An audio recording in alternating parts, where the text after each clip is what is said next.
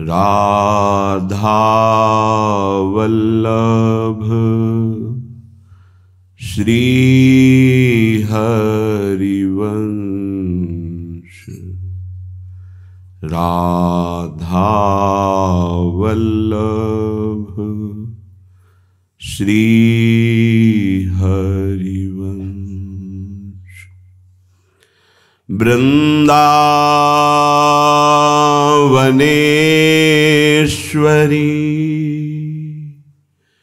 तवैव पदारविन्दम् प्रेमामृतैकमकरन्द रसौघपूर्णम्।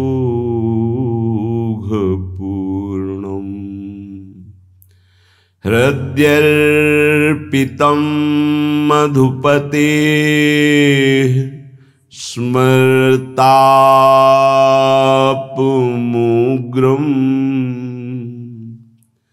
निर्वापयत् परमु शीतलमाश्रयामि।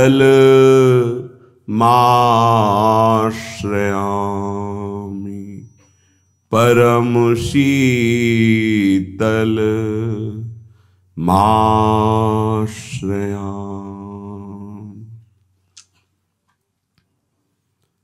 श्री स्वामी जी महाराज प्यारी जी से कहते हैं कि जितने भी महान गुण हैं वो सब आपके अधीन हैं। कोई भी गान, नृत्य, वैदग्ध्यता आदि जितने भी सद्गुण आपकी कोई समानता नहीं कर सकता। अगर कहीं कुछ थोड़ा सा पाया जाता है तो कुंज विहारी में आपकी प्रकृति के अनुसार, आपके स्वभाव के अनुसार, अन्यथा आप जैसा तो सिर्फ आप ही हैं। गुण की बात राधे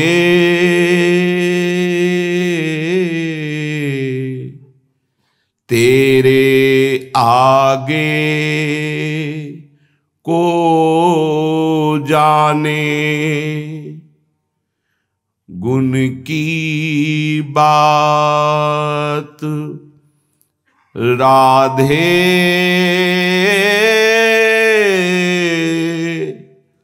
तेरे आगे को जाने। जो जाने सो कछु उन्हारी। नृत्य गीत ताल भेदन के विभेद जाने। कहूँ जिते किते देखे झारी। तत्व शुद्ध स्वरूप रेख परमान। जे विज्ञ सुघर ते पचे भारी। श्री हरिदास के स्वामी श्यामा। कुंज बिहारी नेक तुम्हारी प्रकृति के अंग अंग और गुनी परे हारी। कुंज बिहारी नेक तुम्हारी प्रकृति के अंग अंग और गुनी परे हारी। गुण की बात राधे तेरे आगे को जाने, जो जाने सो कछु उन्हारी।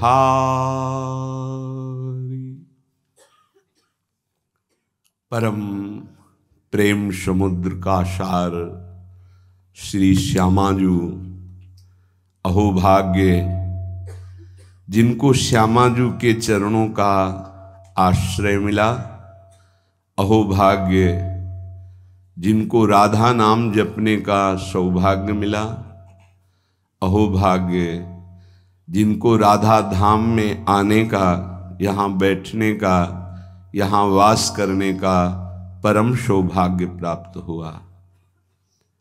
अब उपासक को चाहिए कि इस कृपा का आदर करे। हमारी लाडली जो हम पे कृपा किए, तब हमें ये सौभाग्य मिला, तो अब हमें किसी की ओर आंख उठा के भी देखना नहीं है। ये कृपा का आदर होगा। कोई भी त्रिभुवन में लालजू से बढ़कर नहीं है, उनकी समानता करने वाला कोई नहीं, फिर बढ़कर कैसे हो सकता है। और लालजू जिनके अधीन हैं, ऐसे समस्त सुख की खान बिहारिन जू से हमारा संबंध हो गया। उनके नाम से, उनके रूप से, उनकी लीला से, उनके धाम से अब हमें किसी और की तरफ आंख उठा के भी नहीं देखना। ये इस कृपा का आदर होगा। देखो, आपको सिद्ध होना नहीं है, ये अनुभव की बात कहते हैं। यदि आप शरीर के भोग, अंतःकरण का स्फुरण, इसको संभाल पावे गुरु कृपा से, तो आप अभी सिद्ध हैं।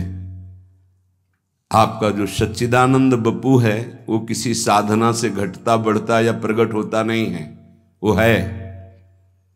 उसी है का जहां अनुभव हुआ, तो भाव होने के कारण वही है तत्काल भाव में, अनुभव में आने लगता है। सखा भाव, सखी भाव, गोपी भाव, जो भाव वो है। उपासक परेशान है देह भाव में, अंतःकरण की स्फुरणाएं उसको जला रही हैं। ये गलती हमारी है कि हम अंतःकरण की स्फुरणाओं को अपने में मान रहे हैं। हम देह को अपना मैं मान रहे हैं। देह के भोग विलास, सुख सुविधा, असुविधा, दुख दुविधा, इनको अपना मान रहे हैं। यही मिटाने के लिए सत्संग है, अध्यात्म है, साधना है। स्वरूप सिद्ध है, उसके लिए कोई साधना नहीं होती। उससे हम भ्रमित होकर देह को अपना स्वरूप मान बैठे, बस यही भ्रम मिटाने की साधना है। अविद्या मिटी तो बंधन भी भ्रम है और मोक्ष भी भ्रम है, क्योंकि जिसका बंधन ही नहीं हुआ उसको मोक्ष कैसे? वो तो निर्विकार अमल सच्चिदानंद घन, उसको कौन बांध सकता है? न वो कभी बंधा था, न बंधा है, न बंधा रहेगा। पर ये भ्रम यद्यपि मृषा छूटति कठिनाई। इसीलिए गुरु कृपा पात्र जन इसकी परवाह नहीं करते कि मुझे कब क्या स्थिति प्राप्त हो। वो केवल सावधान इसमें रहते हैं कि मेरा असाधन न बनने पावे, शास्त्र विरुद्ध, गुरुजनों के विरुद्ध आचरण न बनने पावे। बस आगे से आगे स्थिति, भूमिका आपके हृदय में जागृत होती रहेगी। उसके लिए आपको कोई प्रयास करने की जरूरत नहीं है। आप कृपा पात्र हैं। साधना पुरुषार्थ एक अलग है और कृपा का स्वरूप अलग है। आप कृपा पात्र जन हैं। बस आपको इतना ध्यान रखना है कि असाधन न होने पावे, शास्त्र विरुद्ध, गुरुवाणी के विरुद्ध आचरण न होने पावे। भूमिकाएं अपने आप जागृत होती चली जाएंगी। अब हमें आंख उठा के किसी और की तरफ नहीं देखना, कोई स्थिति हो या ना हो, अनन्य भाव प्रियालाल के चरणों में। श्रीपाद प्रबोधानंद जी बहुत सावधानी पूर्वक उपासक को अपने उपास्य देव में आसक्त होना है, इस बात को कह रहे हैं। निमर्यादा स्वदमभितः सेवमाना विभूति पश्यत् ब्रह्माभिदमपि पदम नापि नाम्नाय वर्त्मो बृंदाटव्यामतिरतिरसैकाग्निमग्नं श्रितानां गौरश्यामं तदुभयमहा कोऽपि पंथा दुरूहः। बहुत महिमा की बात करें कि ये मार्ग में चल पाना बड़ा दुरूह है, दुरूह बड़ा कठिन है। क्यों? प्रेम मार्ग में क्या कठिनता है? अनन्य रह पाना, टिक पाना। ज्ञान के मार्ग में हर समय फिसलन का डर होता है। जैसे ज्ञान के पंथ कृपाण के धारा परत खगेश लगे नहीं बारा, नष्ट होने में देर नहीं लगती, क्योंकि उसमें आश्रय भरोसा प्रभु का नहीं है, स्वयं आप चल रहे हैं। गिरे तो गिरे, चले तो चले। प्रेम मार्ग में भरोसा प्रभु का है, पर इसमें खास बात अनन्यता है। अगर अनन्यता दृढ़ हो गई तो कोपि पंथा दुरूहा, कोई मार्ग है जो बड़ा दुरूह मार्ग है, ये प्रेम मार्ग। कोई नहीं रह जाता। ये मार्ग ऐसे दिखाई देने लगता है किसको? जो श्यामाजू का अनन्य हो गया, किशोरी किशोरजू का अनन्य हो गया। यदि हमें श्रीपाद कह रहे, जो महान उद्वलित प्रेम समुद्र अमर्यादोन्मीलन, उन्मीलन प्रिया प्रीतम, जिनकी विविध प्रेम लीला रूपी तरंगों का पान सहचरी जन करती हैं, यदि हमको उनकी सेवा मिल जाती है, श्रीपाद कह रहे हैं स्व दमभितः सेवमाना विभूति, परम प्रेम वैभव स्वरूप श्री श्यामा श्याम गौर श्याम की सेवा मिल जाती है, तो पश्यत ब्रह्माभिदमपि पदम नापि नाम्न्या वर्तमो। मुझे ब्रह्म पद भी नहीं चाहिए, आंख उठाकर ब्रह्म पद की भी तरफ नहीं देखूंगा। ब्रह्म पद में दो भाव होते हैं, एक ब्रह्मा का परमेष्ठी पद और एक मोक्ष पद, ब्रह्म पद। मैं आंख उठाकर ब्रह्म पद की भी तरफ नहीं देखूंगा यदि हमें गौर श्याम श्यामा श्याम की सेवा मिल जाए। श्रीपाद कह रहे हैं श्री वृंदावन धाम में असीम प्रेम वैभव प्रकाशित करने वाली गौर श्यामम तदुभय महा, जो अभय प्रदान करने वाले, महाप्रेम प्रदान करने वाले श्यामा श्याम है, यदि इनकी सेवा मिल जाती है तो मैं स्रोत मार्ग, स्मार्त मार्ग, ब्रह्मपद, ब्रह्मबोध आंख उठा के भी इनकी तरफ नहीं देखूंगा। श्रीपाद कह रहे क्यों? क्योंकि इनके अनन्य होने में रसैकाब्धि मग्नम आश्रिता नाम, जो इनके आश्रित हो जाते हैं उनको परम रस में निमग्न कर देते हैं ये, और ये रस प्रतिक्षण वर्धमानम, प्रतिक्षण बढ़ता ही रहता है।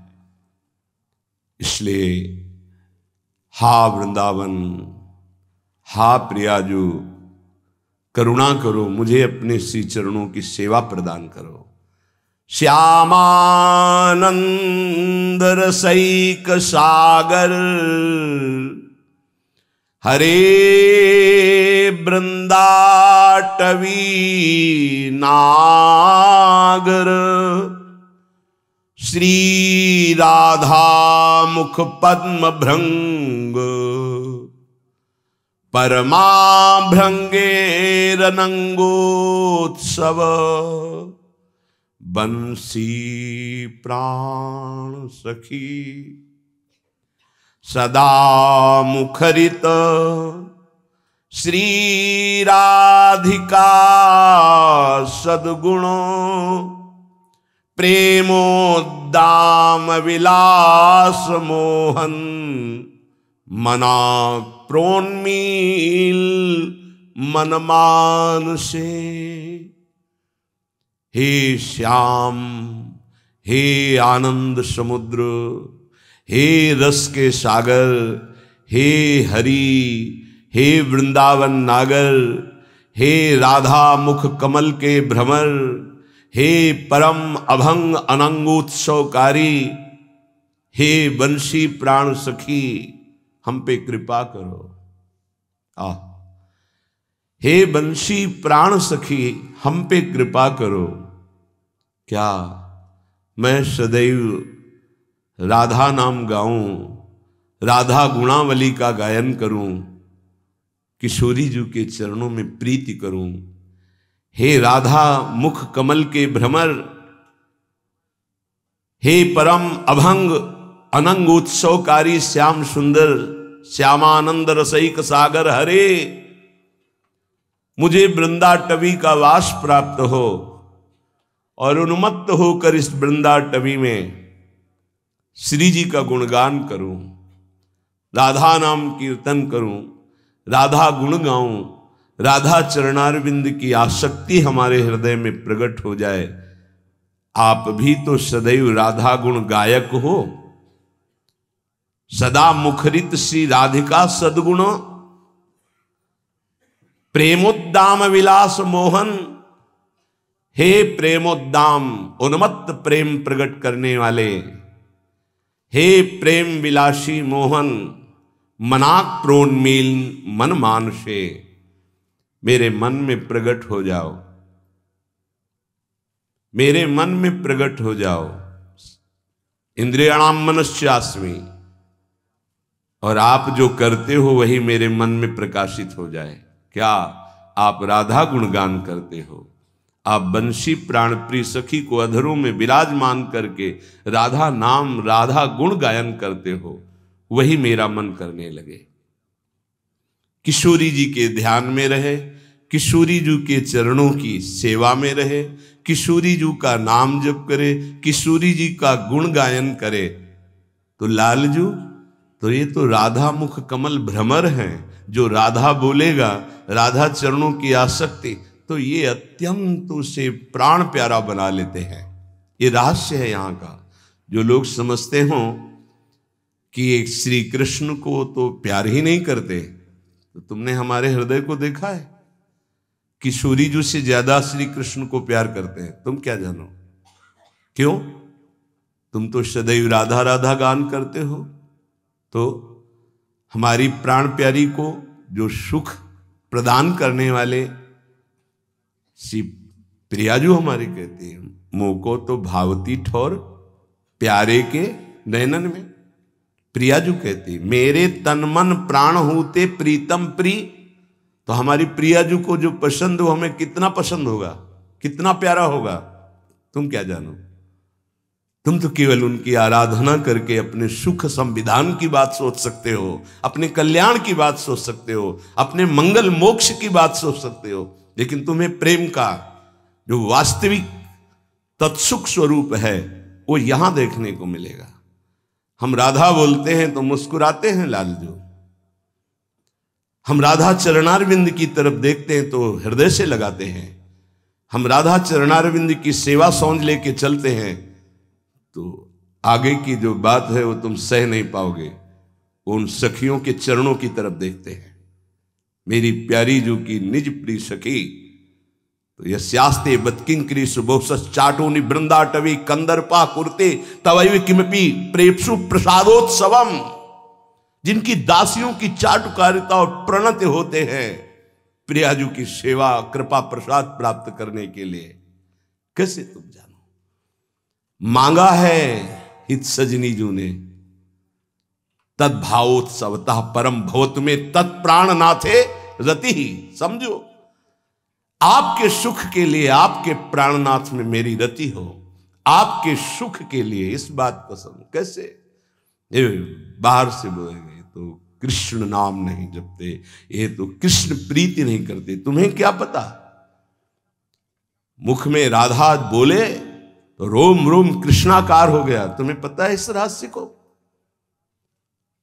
श्री कृष्ण के हृदय का मूर्तिमान प्रेम कहीं किंचन मात्र प्रेम प्रकट होता है तो ये कहीं सारथी बने देखे जाते हैं, कहीं पग चापते देखे जाते हैं, कहीं सेवक बने देखे जाते हैं। प्रेमाधीन प्रभु और प्रेम समुद्र लाडली जू के चरणों की आराधना तो लालजू बिके हुए रहते, सहचरियों बिके हुए, करबद्ध।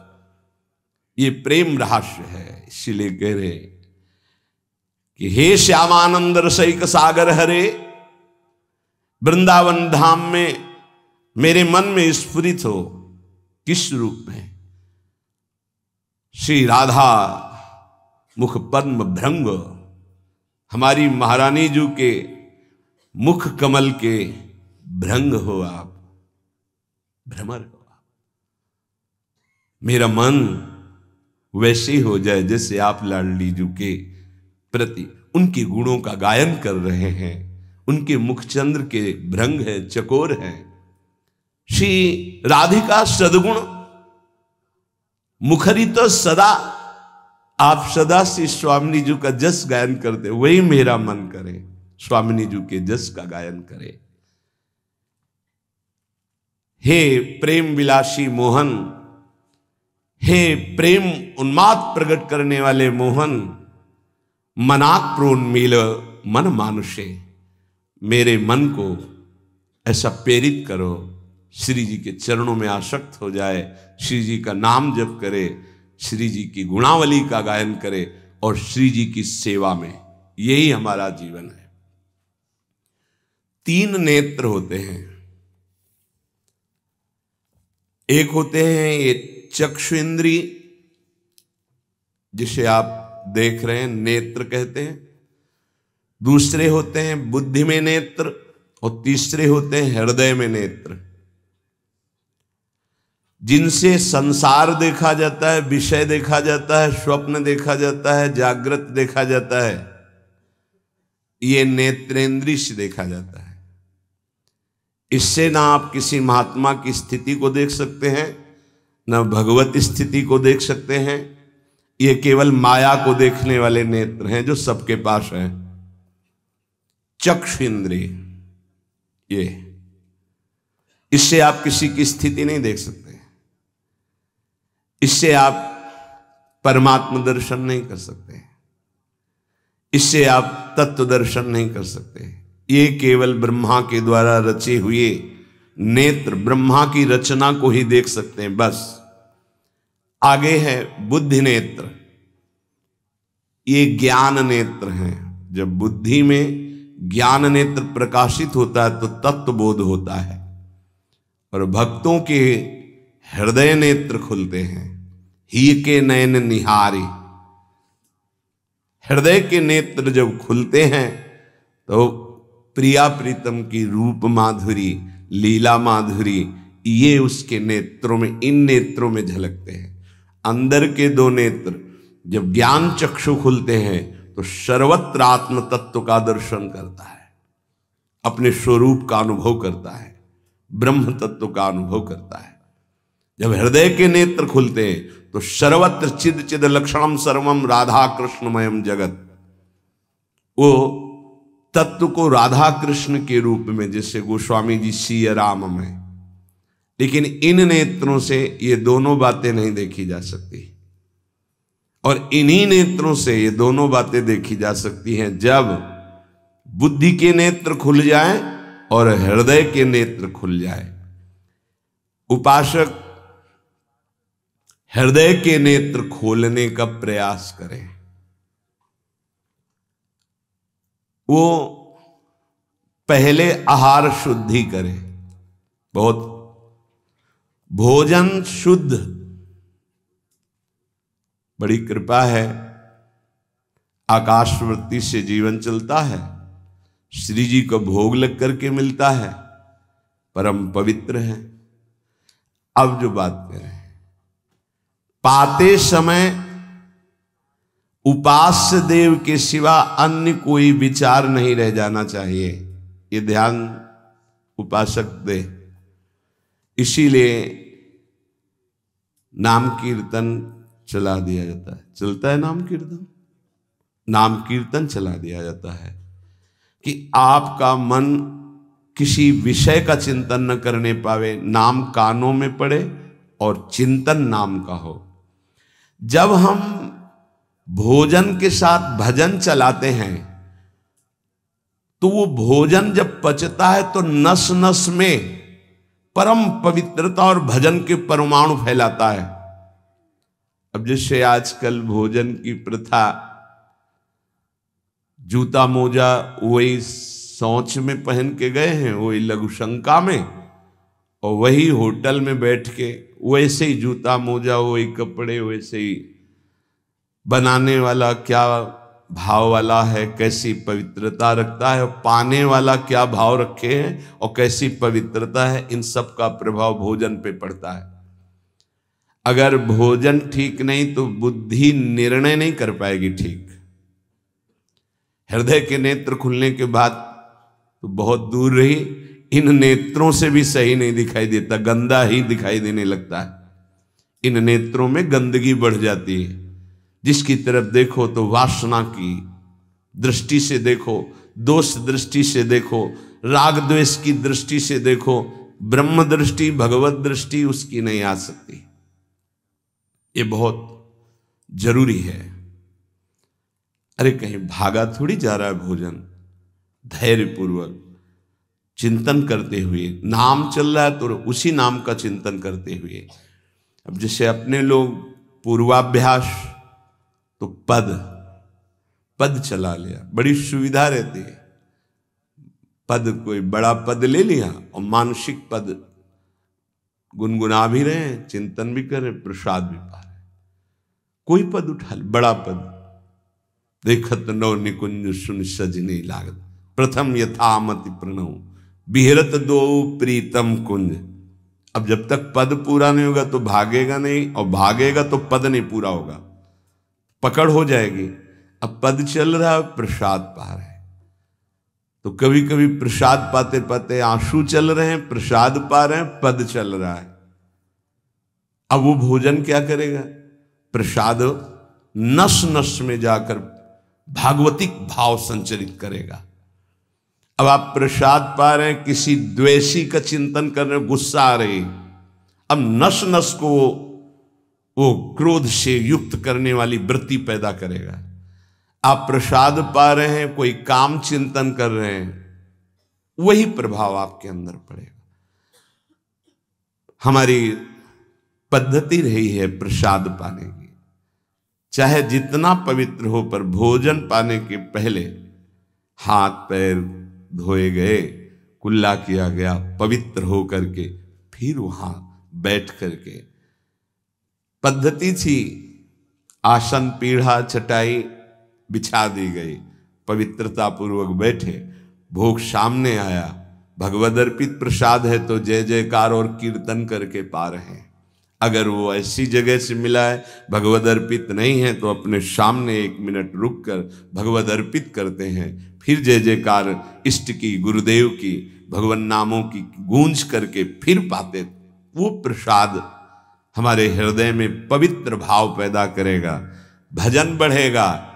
भजन से ही हृदय के नेत्र खुलते हैं, भजन से हृदय के नेत्र, और हृदय के नेत्रों से ही प्रियालाल का दर्शन होता है, प्रियालाल का लीला चिंतन होता है।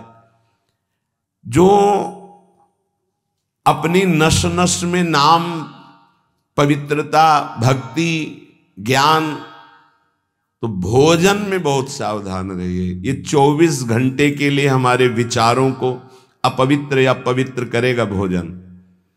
अगर अशुद्ध भोजन हो गया तो 2-3 दिन तक तो विक्षेप पड़ेगा ही।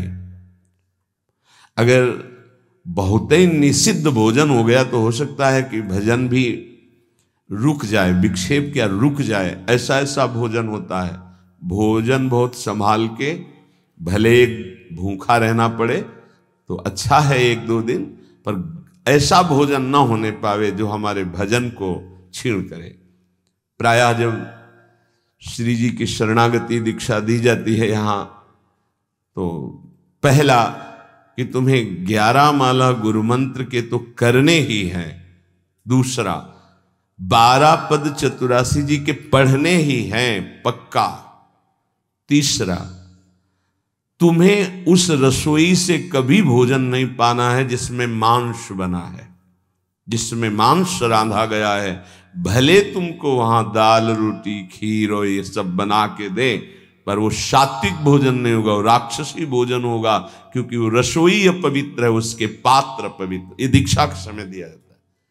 चौथा, जो तुम्हारे उपासना की, इष्ट की, गुरुदेव की, संतों की, भगवत स्वरूपों की निंदा करे, वो चाहे रिश्तेदार नातेदार चाहे कोई भी हो, हम उससे संभाषण बैठकर नहीं करेंगे, कान में उंगली डालकर राधा राधा बोलकर चले जाएंगे। ये दीक्षा के समय शिक्षा दी जाती है।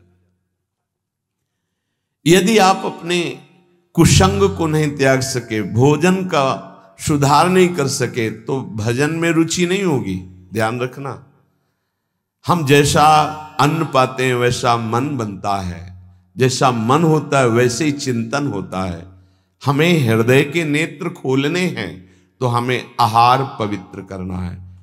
पवित्र आहार पवित्र चिंतन के साथ हमें पाना है, ऐसे जल्दीबाजी नहीं। जल्दीबाजी है तो हम नहीं पा रहे हैं, जब हमें समय होगा पा लेंगे।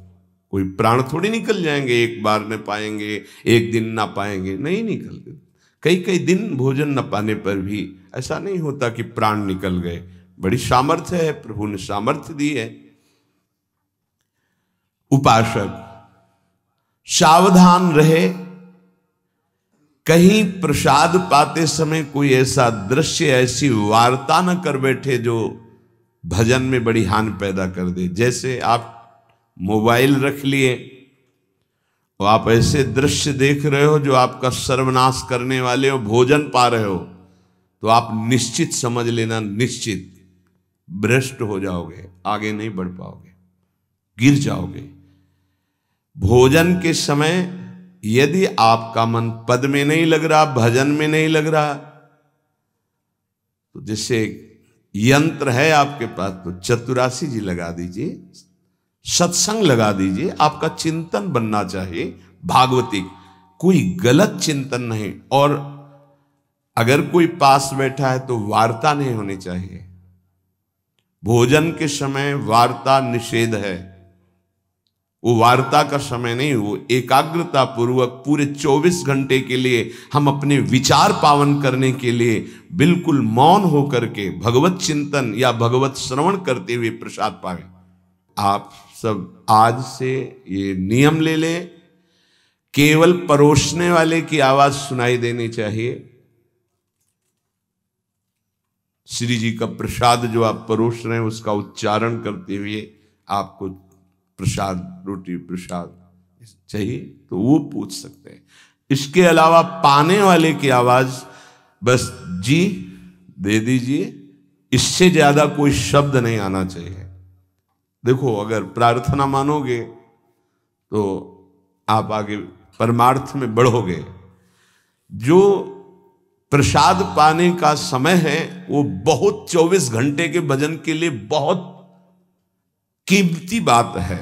अगर उस समय आपका कोई प्रपंच वार्ता, कोई लौकिक वार्ता, राग द्वेष वार्ता, बिल्कुल नहीं, मौन आज से नियम रख लो।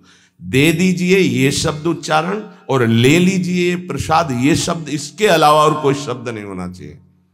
अगर आप हमारी प्रार्थना नहीं मानते हैं तो ये अपराध होगा, आज्ञा का उल्लंघन होगा और वो आपके लिए बहुत ही हानिकारक होगा, जो आपकी बुद्धि को क्षय करेगा। इसलिए प्रार्थना है, आप प्रसाद पाते समय सब मौन का आश्रय, केवल स्वीकृति हाँ दे दीजिए और प्रसाद बांटने का जो उच्चारण है या अमुक प्रसाद ले लीजिए, बस इस नाम कीर्तन चलता है, नाम कीर्तन सुनिए, या आपकी क्षमता है तो उस समय नाम जप करते हुए प्रसाद पाइए। जिस जगह पर संत सेवा होती है, नाम कीर्तन होता है, ठाकुर सेवा होती है और परस्पर बैठ करके भगवद वार्ता होती है, उस जगह सारे तीर्थ अपने आप आ जाते हैं। वहां वास करने वाले को किसी तीर्थ जाए या ना जाए, कहीं भी, संपूर्ण भुवन की बात कह रहे हैं, जिस घर में, जिस कुटिया में, जिस जगह में, जिस स्थान में नाम कीर्तन होता है, भगवत गुण कीर्तन होता है, साधु सेवा होती है, ठाकुर सेवा होती है, सारे तीर्थ स्वयं आकर वहां वास करने लगते हैं। तीर्थ क्या, तीर्थाधिपति तीर्थपाद भगवान वास करते हैं। जहां भगवान नाम कीर्तन, भगवत गुण गायन होता है, भगवान प्रकट होते हैं। मदभक्ता यत्र गायन्ति तत्र तिष्ठामि नारद, नाम वाणी जहां श्याम श्यामा तहां। सारे तीर्थ स्वयं वहां वास करते हैं। कुछ गृहस्थ जन कहते हैं हमारे घर में कोई चक्कर है, कोई टुटका कर दिया, कोई परेशानी। हम कह रहे हैं नाम कीर्तन कीजिए, ठाकुर सेवा घर में विराजमान कीजिए, 30 मिनट बैठ करके भगवत चर्चा कीजिए। हिंदी आती है, संस्कृत आती, जो जैसे भी आप, भागवत है, गीता जी है, रामायण जी है, भगवत चर्चा गुणगान कर रहे हैं प्रभु को। उस घर में कोई अमंगल, कोई भूत प्रेत, कोई चक्कर, ऊपरी नीचरी कोई बाधा, ग्रह नक्षत्र कुछ नहीं, किसी को समझ नहीं आती कैसे सर्व मंगल में भगवान का नाम समस्त पापों का नाश करके महामोद प्रकाशित करता है।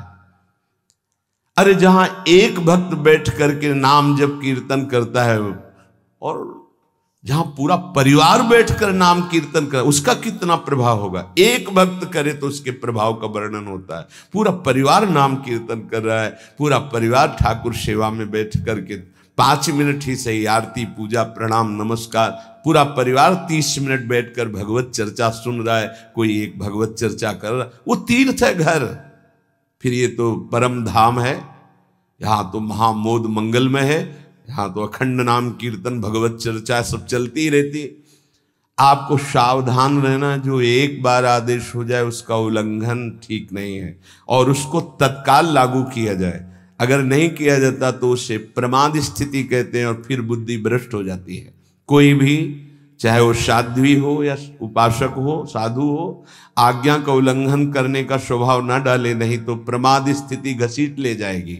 आज से जहां प्रसाद पाना प्रारंभ होता है और प्रसाद आचमन करने तक मौन, फिर हमें वार्ता ही किसी से करनी। प्रसाद पाने के समय वार्ता, ये तो हमें बात समझ में ही नहीं आई। उस समय कौन सी संगोष्ठी होती है, उस समय कौन सा प्रसंग होता है प्रिया प्रीतम के लीला चरित्र का। उस समय तो हम प्रसाद का स्वाद लेते हैं, उच्छिष्टामृत भुक्त वैव, प्यारी जो प्यारे जो ने पाया है, और नाम कीर्तन करते हैं तो हमारे हृदय के नेत्र खुलेंगे। तभी तो हमारी भजन में रुचि बढ़ेगी, जब हमारा प्रसाद पाते समय भजन होगा। बहुत ध्यान देने की बात है ये। अगर प्रसाद पाते समय प्रपंच, तो 24 घंटे प्रपंच चिंतन चलेगा।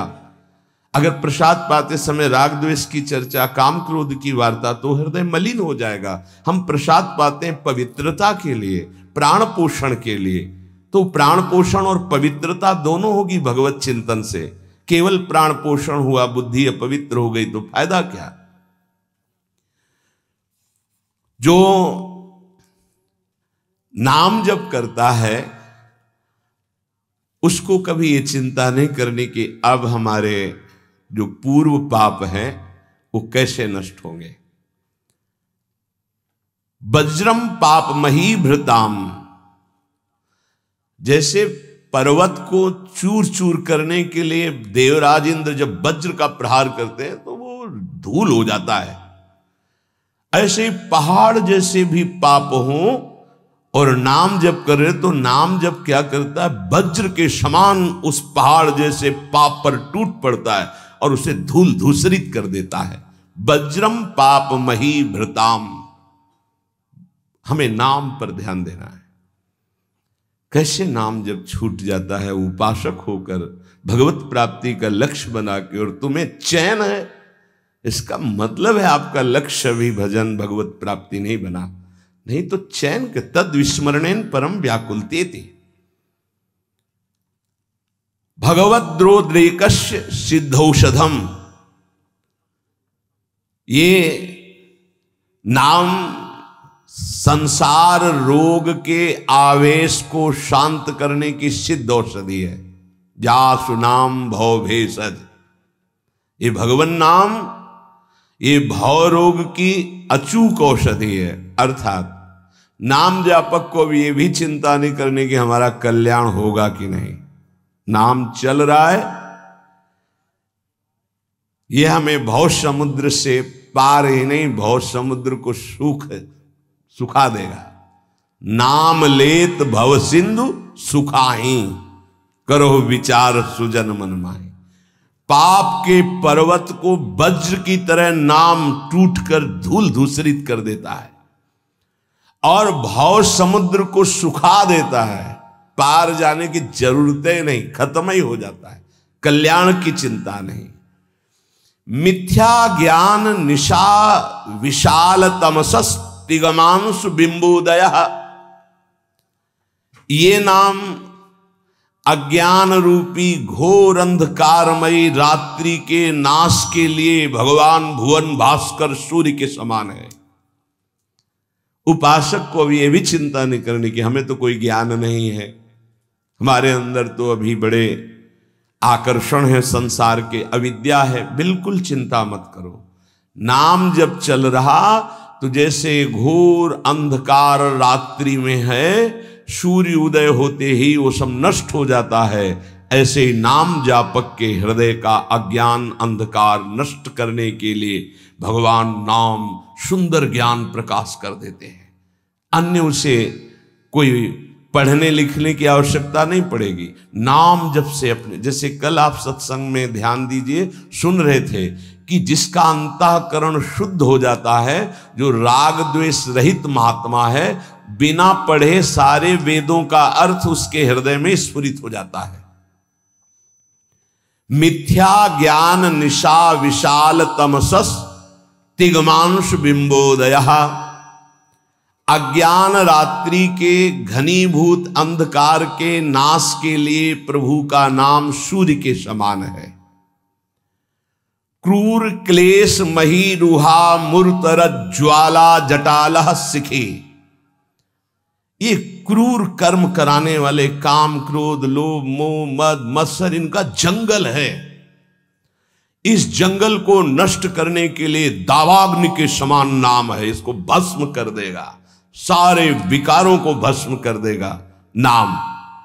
क्रूर क्लेश मही रुहा मूर्तर ज्वाला जटाला सिकी, जैसे प्रचंड दावानल पूरे वन को भस्म कर देता है, ऐसे नामाग्नि समस्त विकारों को भस्म कर देती। हमको ये भी चिंता नहीं करनी कि हमारे अंदर विकार काम क्रोध लोभ मोह मद मत्सर है। नाम चिंतन करो, चिंता नहीं। द्वारम निर्वृत्ति सन्मनो विजयते कृष्णेति वर्णद्वयम, ये परम शांति परमानंद का द्वार खुल गया यदि जिह्वा पे कृष्ण कृष्ण कृष्ण राधा राधा राधा राम कृष्ण हरि, जो नाम गुरुदेव ने दिया, अगर वो नाम चल रहा है तो अब चिंता भी नहीं करनी कि हमारा परम पद मिलेगा, कल्याण होगा कि नहीं। नहीं, द्वार में प्रवेश कर गए। जिह्वा पे नाम मतलब द्वार में प्रवेश कर गए। महाराज जी लोग तो कहते हैं कि जिह्वा से नाम जप करने से कोई लाभ नहीं मिलेगा। कहते कर में तो माला फिरे जीव फिरे मुख माही, मनुआ तो चहु दिस फिरे यह तो सुमिरन नाही।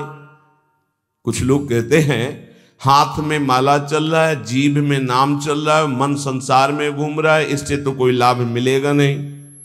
तो महाराज जी प्रायः नाम जब तो ऐसे ही होता है प्रारंभ में, तो उसको तो कोई फल ही नहीं मिलेगा।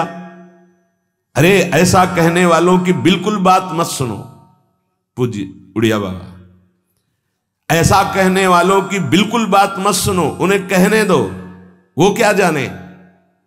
नाम में अपार सामर्थ्य है, जिसकी जिह्वा में नाम स्मरण चल रहा है तो मन लगे ना लगे उसको फल अवश्य मिलेगा। ये बात इसीलिए भगवत प्राप्त महापुरुषों के वचनों को समझना चाहिए। अब कौन सा दोहा कहां से उठा के कैसे, अब अगर ये दोहा नए साधक को सुनाया जाए कि कर में तो माला फिरे और जीभ फिरे मुख माहि और मनुआ तो 34 फिरे, ये तो सुमिरन नाई, तो जो शुरू किया वो भी रख देगा माला कि फल ही नहीं मिलना तो हम क्या करें। पूज्य राधा बाबा, तुम चिंता मत करो, तुम मशीन की तरह जीभ से शुरू करो राधा कृष्ण राधा कृष्ण राधा कृष्ण राधा, बाबा के वचन, फिर तुम देख लेना। गोस्वामी जी कह रहे तुम चिंता मत करो, राम नाम मणिदीप धर जीह देहरी द्वार, तुलसी भीतर बाहरो जो चाह सुझियार। हमको वो बात समझनी है जो बड़े बड़े महापुरुष कह रहे हैं। ऐसे लोगों की बात देखो, बाबा ने पहला शब्द उत्तर में ऐसे कहने वालों की बिल्कुल बात मत सुनो, उन्हें कहने दो, क्या जाने नाम में कितनी अपार सामर्थ्य है। अहो वत्सो पचतो गरीयान यज्जिभ्याग्रे वर्तते नाम तुभ्यम, नाम की मनसाग्रे लिख देते ना, मनसाग्रे, यह जिभ्याग्रे, जिभ्या में जिसके आपका नाम विराजमान हो गया वो चांडाल भी जगत पूज्य बन जाता है। अहो वत्सो पचतो गरीयान, वो सर्वश्रेष्ठ हो जाता है। भजन करना है, निरंतर भजन करना है, मन लगे ना लगे तुम्हें इसकी परवाह नहीं करनी। जो तुम्हारी जिह्वा से नाम निकल रहा है वो फल दे के रहेगा, ये बैठा लो हृदय में। केवल जिह्वा से तुम भजन करना प्रारंभ करो, फिर देखना मन लगने की बात जाने दो, मन नाममय हो जाएगा, अपने आप नाममय हो जाएगा। जब हम अधिक समय तक विषय चिंतन करते हैं तो मन विषयमय हो जाता है। जब अधिक समय तक हम नाम जपते हैं तो मन नाममय हो जाता है। इसलिए तुम ऐसी बातें मत सुनो, निरंतर नाम जपने का अभ्यास जिह्वा से ही करो, तुम्हारा मन भगवदाकार हो जाएगा। तो महाराज जी सुनते हैं भगवदाकार वृत्ति बड़ी महिमामयी है, तो ये कैसे आती, कैसे भगवदाकार वृत्ति आती है? तीव्र अभ्यास और निरंतर स्मरण से।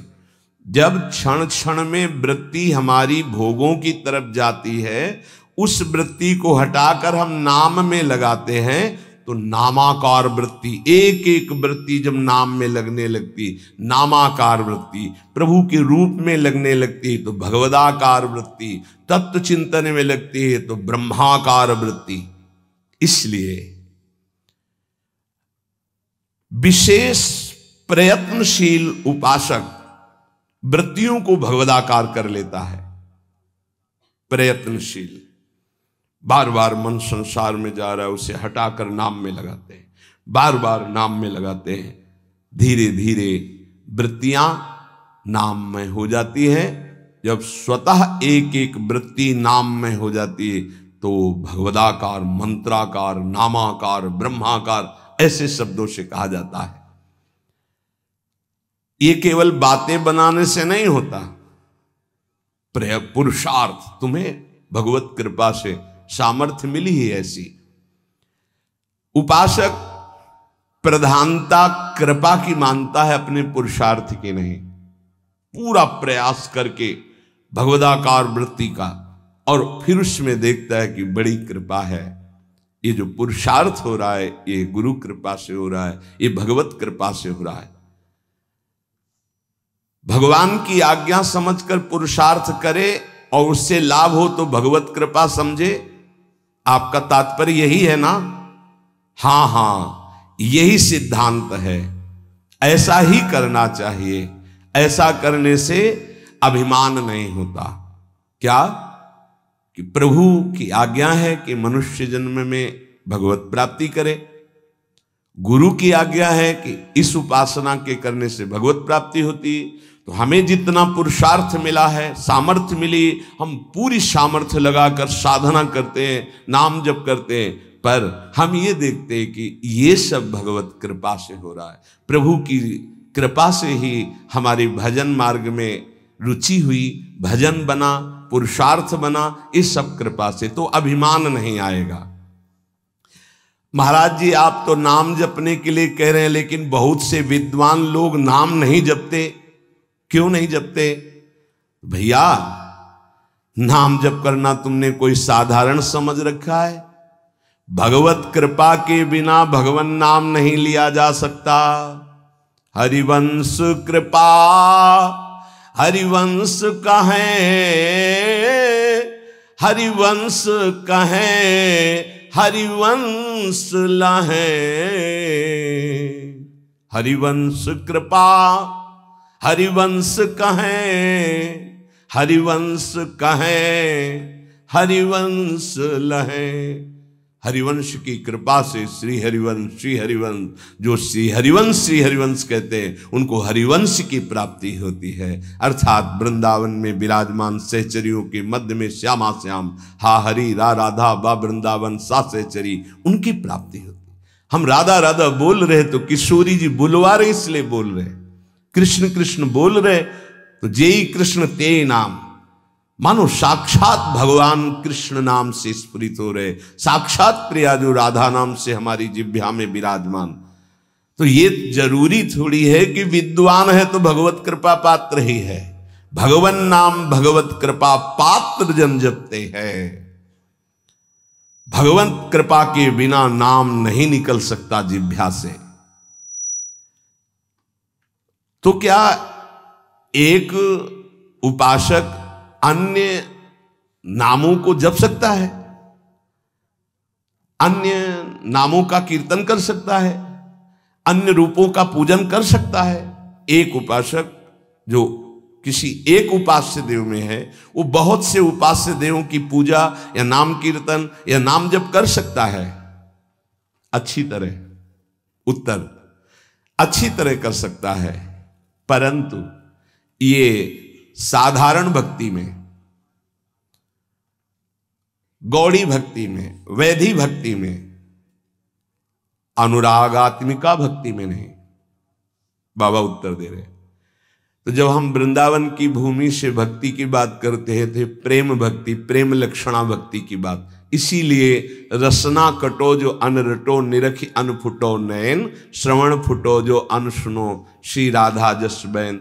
जैसे प्रश्न करते हैं एकांतिक में कुछ भक्त उपासक कि हम तो अमुक अमुक अमुक अमुक बहुत भगवान विराजमान किए हैं, तो सब भगवान के स्वरूप हैं, आप मना क्यों करते हो? नहीं, मना नहीं है। साधारण भक्ति तो सबकी ऐसी होती है, लेकिन जब अनुरागात्मिका भक्ति, प्रेम लक्षणा भक्ति की बात आती तब अनन्यता आ जाती है।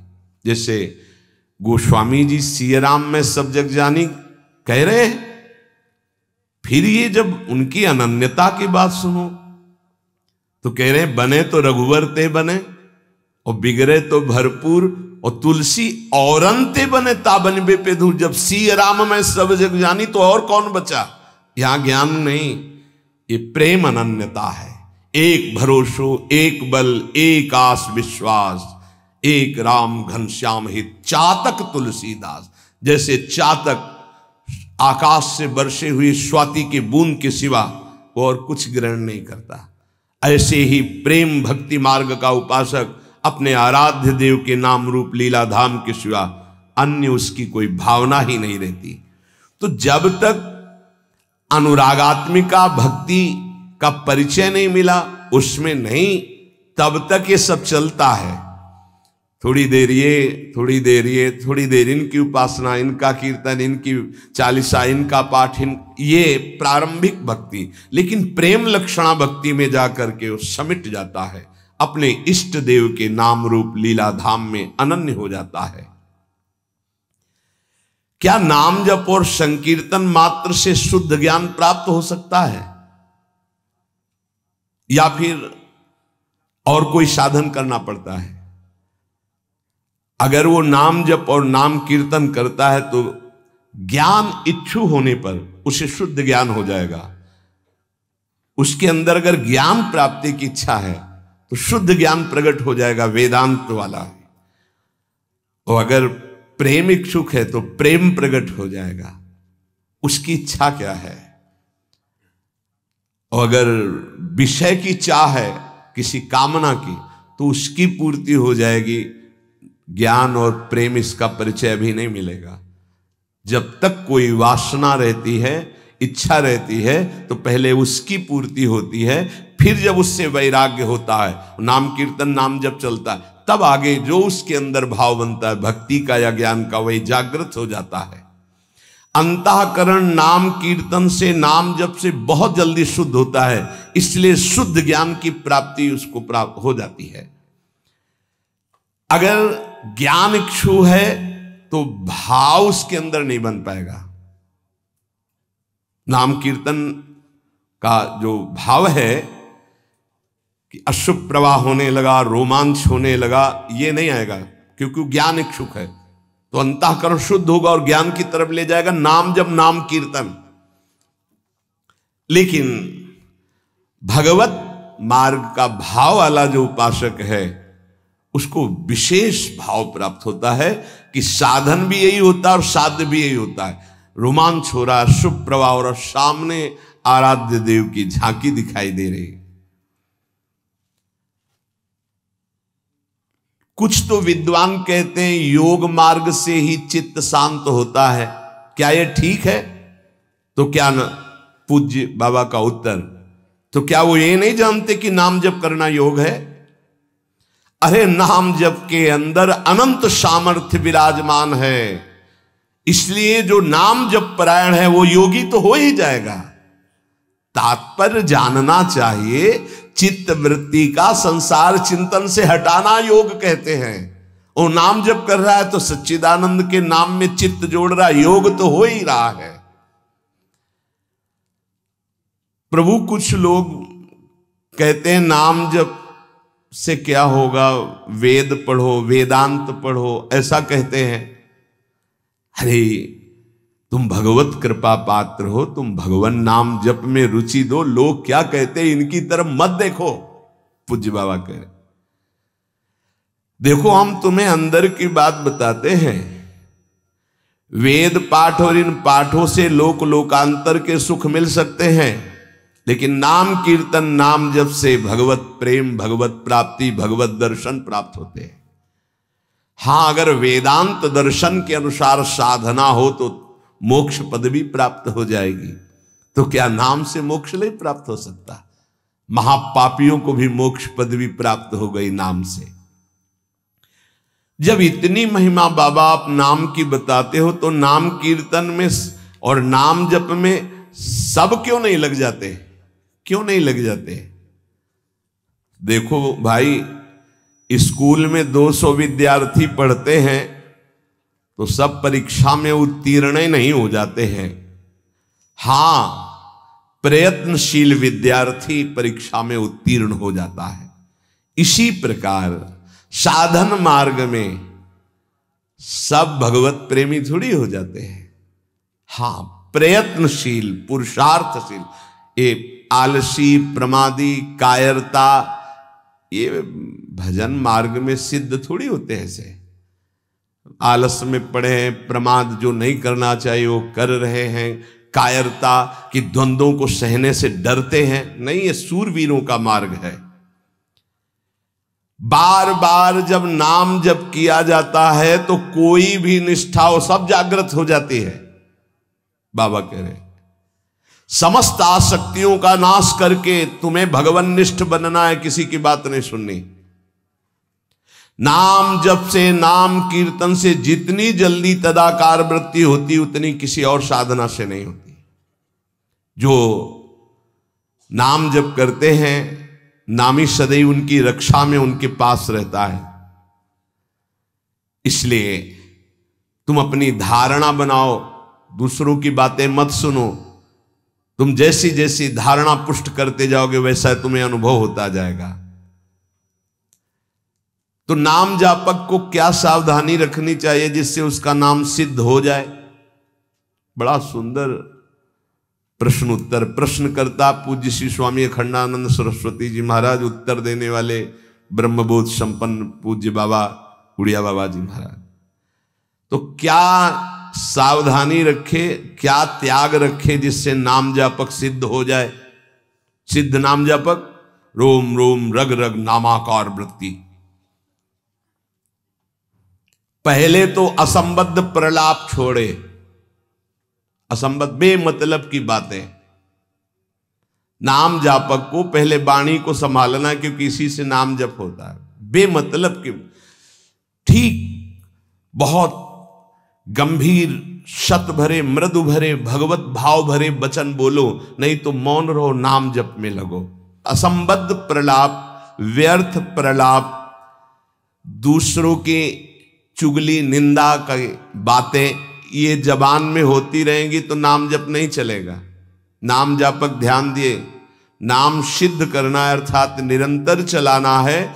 असंबद्ध प्रलाप, व्यर्थ प्रलाप, दूसरों की चुगली निंदा, क्या अपने को लेना देना?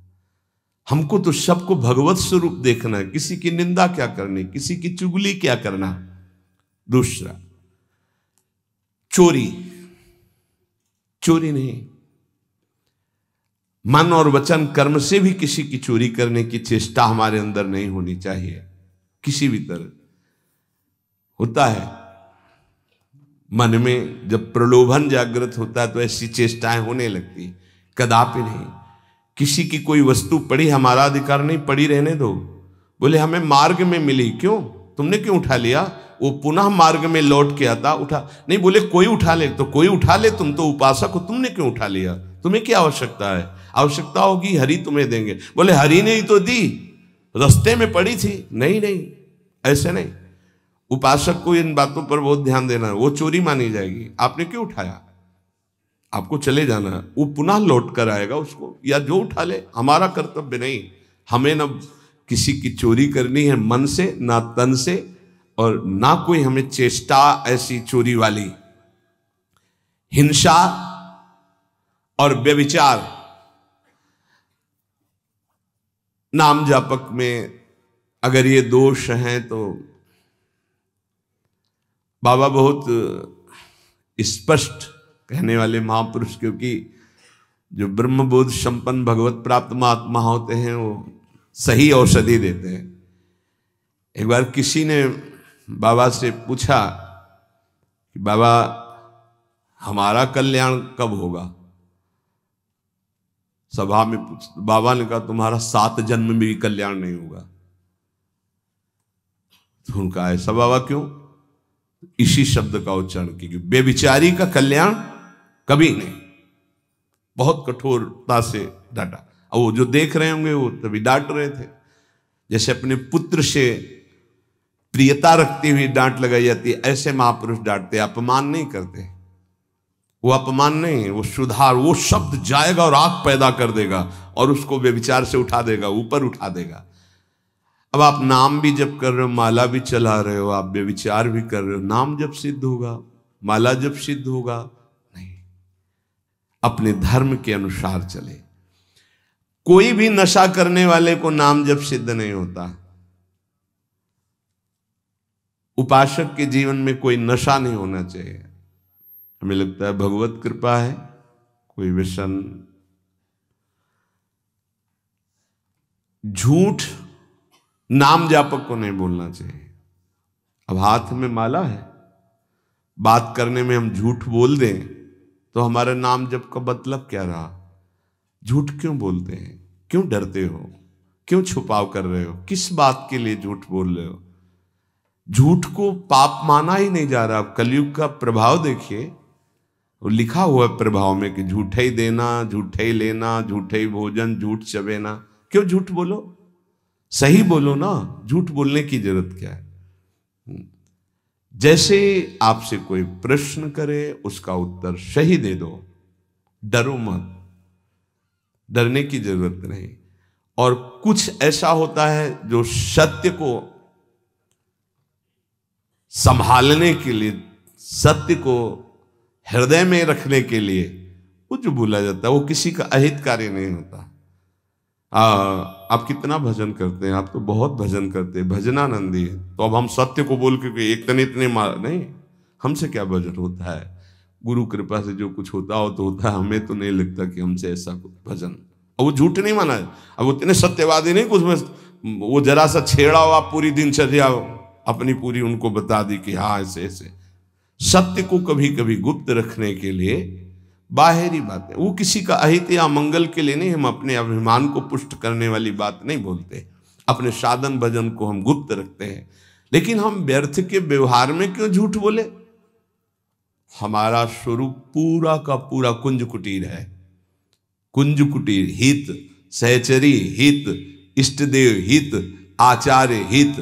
सत्य को कहीं कहीं गुप्त रखने के लिए हमारा भजन, हमारा साधन, हमारी गुरु संगोष्ठी, हमारी प्रेम संगोष्ठी, इनके विषय में सत्यवादी न बन। कभी कभी सत्य को, एक गाय भागती जा रही तो कुछ मारने वाले पीछे पकड़े थे, एक सत्यवादी, तुमने गाय को देखा, उन्होंने कहा हाँ इधर गई, उसको उन्होंने तो जब शरीर उनका पूरा हुआ तो उनको नरक मिला इस सत्य बोलने के कारण।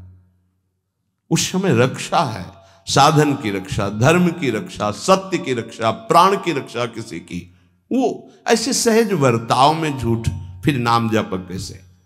असंबद्धा प्रलाप, व्यर्थ प्रलाप, चुगली, निंदा, हिंसा, व्यभिचार, नशा, झूठ और गाली। ये प्रार्थना है कि ब्रजवासियों की वाणी पे इस सूत्र को ना देखें, वो भगवत पार्षद है। यहां के पानी का प्रभाव है ऐसा, जैसी पियो पानी वैसे बने वाणी। तो इनका हृदय बड़ा कोमल है। जब तक ब्रजवासियों की टूक अंदर नहीं जाएंगे तो गौर श्याम जोड़ी नेत्रों में झलकेगी नहीं। इनका प्रभाव है। वैराग्य मार्ग के पथिक को इनके टुकड़ों की आशा रखनी चाहिए। इनके टुकड़ों में सामर्थ्य है श्यामल गौर जोड़ी को हृदय में प्रकाशित करने की। तो इनकी वाणियों में न देखे, क्योंकि हम ब्रजवासी हैं, ब्रज में वास कर रहे हैं सब। तो यहां अगर ये कि सत्संग में सुना था कि ब्रजवासी, तो उनके प्रति दोष दृष्टि बन जाएगी। ब्रजवासियों की वाणी में थोड़ी कठोरता हो, हृदय एकदम मक्खन से भी ज्यादा कोमल निर्मल होता है। ये भगवत पार्षद है, ये ठाकुर जी को भी कुछ नहीं समझते। जब अपने स्वरूप में आते हैं तो कहते तुम्हारे 2-4 लाख गौवें ज्यादा होंगी, अगर हमें दांव ना दिया, पीठ में न बैठाला, तो कल से खेल में नहीं आने देंगे। खेल में कौन किसका गुस्सैया, चलो बाहर। तो ठाकुर जी भी कान पकड़ते और हाथ जोड़ते, ये उन्हीं के सखा है। इस रज में मां के गर्भ से प्रकट हुए ये प्रेम भूमि शिव शनकादि बंदित रज है। तो ब्रजवासियों पर ये दोष दृष्टि न रखे, अपनी वाणी को संभाले, कभी अश्लील शब्द और गाली आदि न बके, नहीं तो भजन सिद्ध होने में बाधा पड़ेगी। जो देहात्म बुद्धि से व्यवहार करता है उसके नाम जप में बाधा पड़ती है। देहात्म बुद्धि, स्त्री पुरुष शरीर का भाव रख करके फिर व्यवहार करोगे तो काम क्रोध आदि की लीलाएं तो हो ही जाएंगी। उपासक को सदैव दैवी संपदावान बनना चाहिए। भगवद स्मरण और सद आचरण, ये 2 असाधन को मिटाने के लिए सर्वसमर्थ साधना है। ध्यान दीजिए, समस्त असाधनों को मिटाने के लिए ये 2 बहुत जोर के हैं। भगवद स्मरण निरंतर, ये निरंतर शब्द बहुत कठिन है। बड़े अच्छे साधक हैं जो निरंतर शब्द पर स्थित हो रहे। माला 2 माला गिनती वाले माला करके फिर निश्चिंत हो गए, बात अलग है। निरंतर भजन और आचरण पवित्र, बस आप चिंता मत करो, परिपक्व स्वभाव जागृत हो जाएगा। भगवदाकार वृत्ति। भगवान श्री कृष्णचंद्र जी अर्जुन जी को उपदेश दे रहे हैं। श्रेयान स्वधर्मो विगुणः परधर्मात् स्वनिष्ठितात् स्वधर्मे निधनम श्रेयः परधर्मो भयावह। अच्छी तरह आचरण में लाए हुए दूसरे के धर्म से गुणों की कमी वाला अपना धर्म श्रेष्ठ है। अपने धर्म में तो मरना भी कल्याणकारक है, दूसरे का धर्म भय देने वाला है।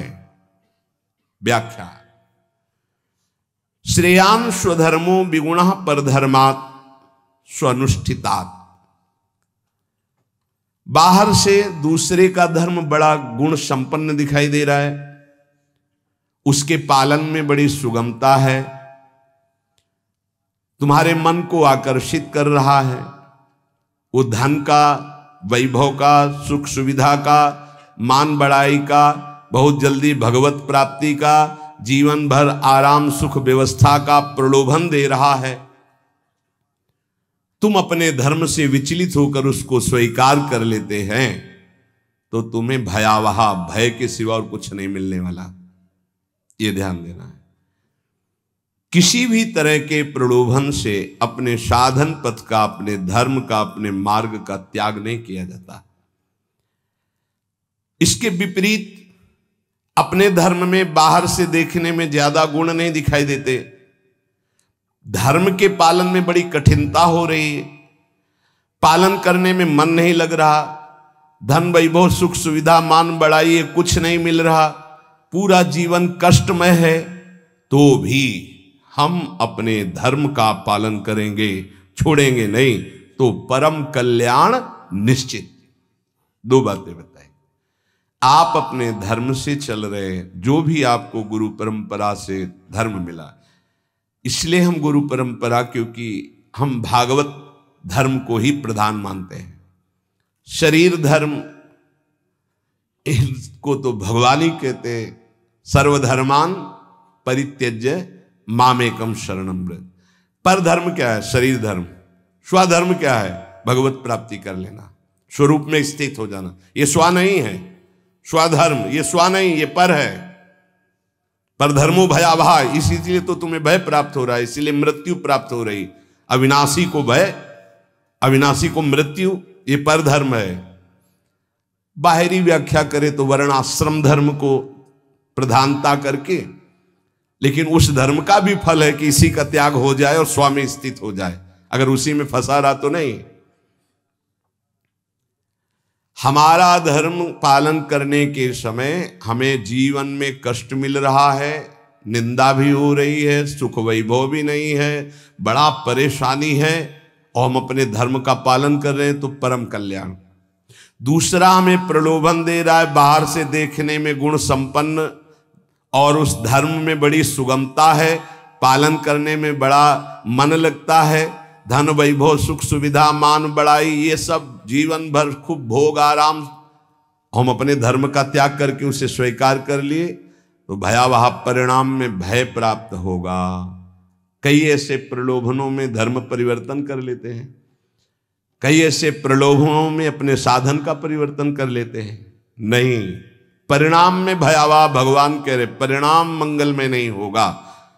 अपने धर्म के पालन में कठिनता हो, मन भी ना लगे, धन वैभव सुख सुविधा मान बढ़ाई भी ना मिले, जीवन भर कष्ट सहना पड़े, तो भी हम अपने धर्म का त्याग नहीं करेंगे, तो उसका परिणाम होगा परम मंगल, परम सुख। मनुष्य के लिए धर्म का पालन करना ही परम कर्तव्य है। जैसे अर्जुन जी भगवान से कह रहे हैं कि मैं युद्ध नहीं करूंगा, भिक्षा का अन्न पा करके जीवन गुजारा करूंगा।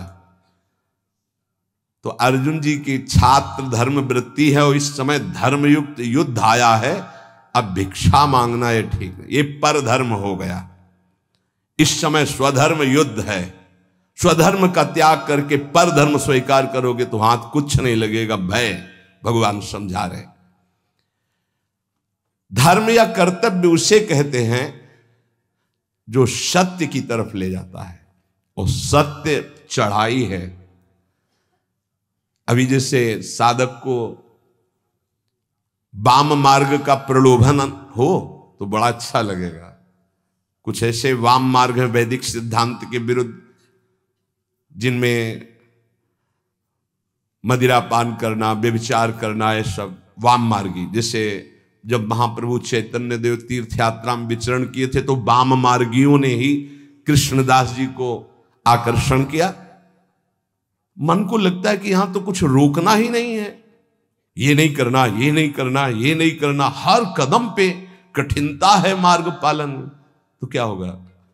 पतन, नरक की प्राप्ति। और ये परम पद, परम सुख की प्राप्ति। अपने कर्तव्य का पालन, अपने धर्म का पालन करने में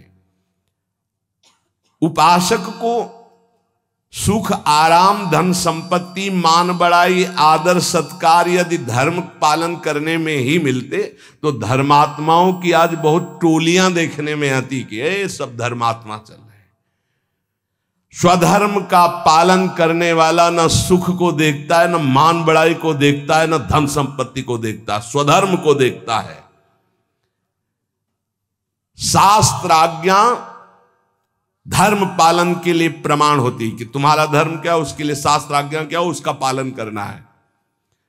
सुख सुविधा, मान बढ़ाई, धन संपत्ति, ये धर्म पालन करने वाले नहीं देखते कि इस धर्म के पालन करने में तो ऐसा ऐसा बड़ी कठिनता है, कोई सुख नहीं मिला।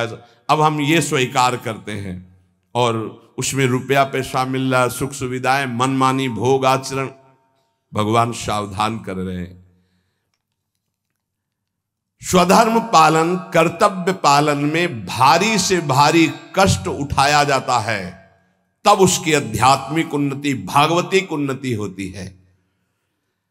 जो धर्म पालन करता है उसे कष्ट नहीं अनुभव में आता, उसका भारी तप बन जाता है। और तपस्वी पुरुष की आध्यात्मिक और लौकिक दोनों उन्नति बहुत जोर की होती है। कर्तव्य अपने धर्म के पालन के लिए किया जाता है, इसलिए उसको दुख नहीं होता कि हम आपके लिए जो बर्ताव कर रहे हैं अपने धर्म का पालन करने का, अब आप जो बोले जैसा व्यवहार, हमें उससे लेना देना नहीं, हमें अपने कर्तव्य का पालन करना है। श्री भगवान कह रहे हैं वास्तविक स्वधर्म किसे कहते हैं?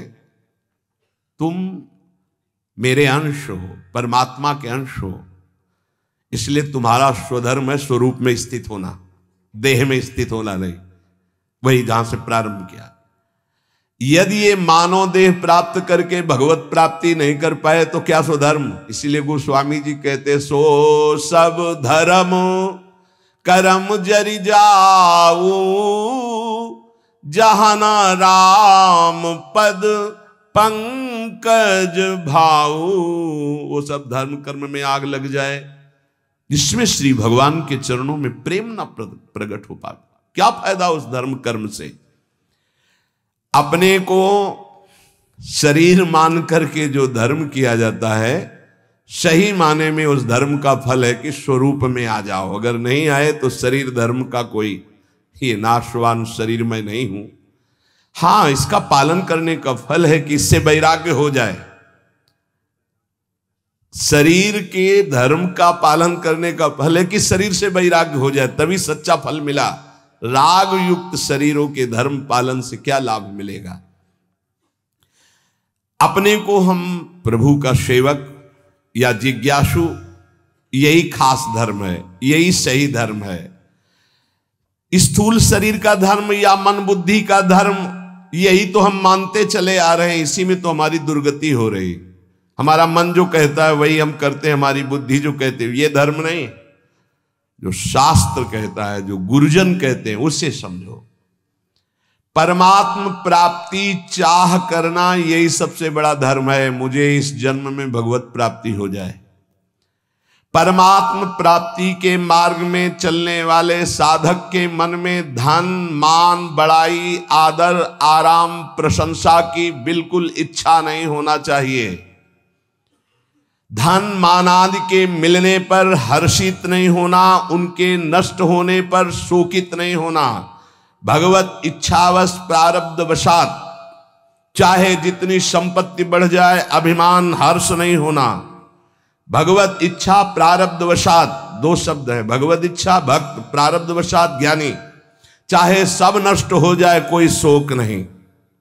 हमारा धर्म पालन भगवत मार्ग इनके अधीन नहीं कि 4 लोग बड़ाई किए तो हमारा भजन ठीक हुआ, 4 निंदा करने लगे तो हमारा भजन कमजोर, और रुपया पैसा वैभव नहीं है तो बोले इनका भजन का प्रकाश क्या है। ये बाहरी संसारी व्यक्ति दर्शन करेंगे, उपासक बिल्कुल इस बात पर ना जाए।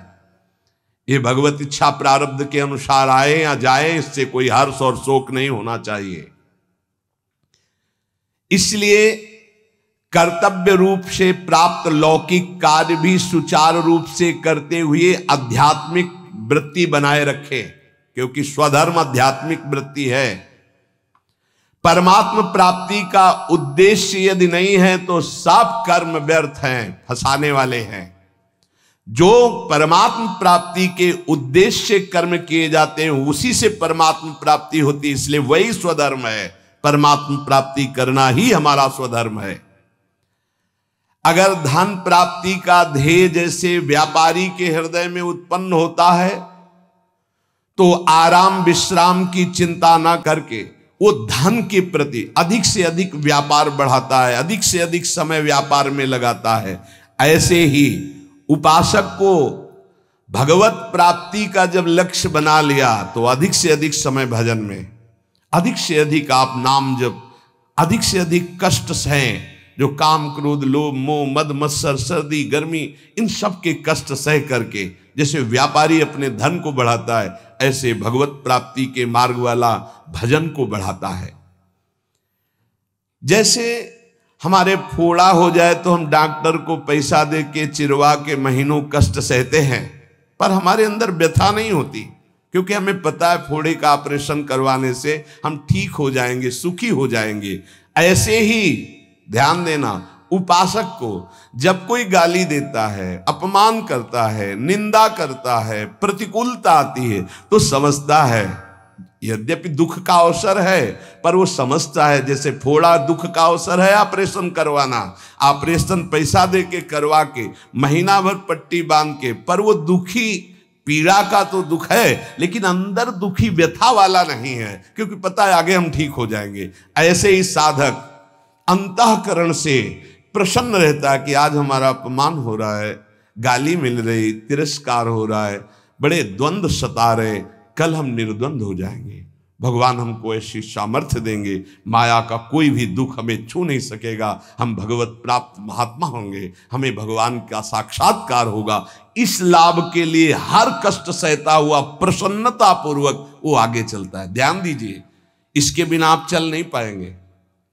आपके अंदर जब काम क्रोध लोभ मोह मद मत्सर की इनकी व्यथा होती है तो आपको लगता है कितने दिन सहेंगे, नहीं, कितने दिन नहीं सहना, आगे बहुत परमानंद है, बस कुछ समय की बात है। और ये इसलिए आपको ज्यादा कष्ट दे रहे हैं क्योंकि आप इसका चिंतन कर रहे हैं, कितने दिन सहेंगे। अभी चिंतन छोड़ो, अभी खत्म हो जाएगा, आओ चिंतन प्रभु में लगाओ, अभी आनंद। और एक अंदर अनुभव की बात, जब तक आपके पाप नष्ट नहीं होते बिना किसी कारण आपका हृदय जलेगा भजन करने पर। ध्यान दीजिए, ये छाती की बात, अनुभव की बात कह रहा हूं। बिना किसी कारण के, कोई निंदा नहीं, कोई भय नहीं, कोई अपमान नहीं, आपका बेमतलब हृदय जलेगा नाम जप करने पर, क्योंकि आपके पापों का नाश हो रहा है, आपका अंतःकरण निर्मल हो रहा है। आगे चलकर आप अनुभव कर लेना, जब आप अच्छा भजन करोगे तो आपको खिन्न हो जाएगा मन, खिन्न है, कुछ अच्छा नहीं लग रहा, एक अजीब की उदासी सी है। अगर मन को पूछो क्या चाहिए तो कुछ नहीं बोल, ये अच्छा भजन करने की बात कह रहे, कुछ उसकी मांग नहीं, पर एक उदासी है, एक जलन है, एक खिन्नता है। वही आगे बढ़कर विरह बन जाएगी और वही विरह मिलन का संयोग उपस्थित कर देगा। धैर्य पूर्वक विचलित मत होना। इस मार्ग के साधक को कुछ समय तक ये जलन बर्दाश्त करनी, बड़ी धूप है, आगे बहुत शीतल छाया है, इस धूप को दौड़ के पार कर लो। नाम जप कीर्तन सत्संग, इतना समय ही मत दो कि कष्टों का चिंतन हो, कि काम आ रहा है, क्रोध आ रहा है, विकार आ रहा है, इतना अभ्यास में लगा दो इसको, यात्रा पूरी हो जाएगी। और आगे जो आनंद है वो ब्रह्मा को भी नहीं है, जो भक्तों को आनंद प्राप्त होता है। साधक जो अपने कल्याण का दृढ़ निश्चय कर लेता है, स्वधर्म पालन में लग जाता है, तो हर कष्ट, हर दुख, हर कठिनाई उसका कदम दृढ़ करती चली जाती है। दृढ़, फिसलेगा नहीं। और उसके हृदय में कष्ट सहने के बाद, बहुत ध्यान देने के बाद, प्रसन्नता प्रकट होती है। ये किसी वस्तु, व्यक्ति, स्थान के संयोग से नहीं, वो हर्ष होता है जब आप धर्म से चले, कष्ट पूर्वक आगे बढ़े, तो प्रसन्नता प्रकट होती है। जहां मन प्रसन्न हुआ तो मना प्रसादे परमात्म दृष्टि, तत्काल उसको वो दृष्टि प्राप्त होती अखंड प्रसन्नता में कि ब्रह्मभूत हो जाता है, भगवत साक्षात्कार हो जाता है। ये जलन अमृतमयी है। जलना तो दोनों में पड़ेगा। भोगों की तरफ जाओगे, जलते ही रहोगे, आग में कूद गए, और ये जलन बुझ रही है। प्रतिपल आगे बढ़ते चले जा रहे हो जहां शीतलता है। उपासक परमात्मा का अंश है, इसलिए डरे नहीं किसी कष्ट से। तुम्हें कष्ट व्याप्त नहीं हो रहा, अंतःकरण धर्म में ये कष्ट अपना प्रभाव दिखा रहा है। इसने मुझे गाली दिया, किसको? शरीर को संबोधन करके गाली, गोरा, काला, अवगुणी, जो भी कहा जाए, पाखंडी, दंभी, तो शरीर को लेकर, स्वरूप को, स्वरूप में तो कभी ये कुछ है ही नहीं। साधक ध्यान दे, वो प्रभु का अंश है, उसे कोई भी गाली, निंदा, अपमान छू नहीं सकते। अंतःकरण धर्म में इनका प्रभाव होता है। तुम अंतःकरण धर्म हो नहीं, स्वधर्म में आओ, तुम स्वरूप में आओ। अंतःकरण धर्म को स्वीकार करोगे तो दुखी सुखी हो जाओगे, लड़ाई झगड़ा होने लगेगा, राग द्वेष बन जाएगा। स्वधर्म स्वा है हमारे प्रियालाल, स्वा है हमारा स्वरूप, बकाया सब परधर्म है। परधर्म सब और परधर्म है। परधर्म भयावह, बहुत सुंदर।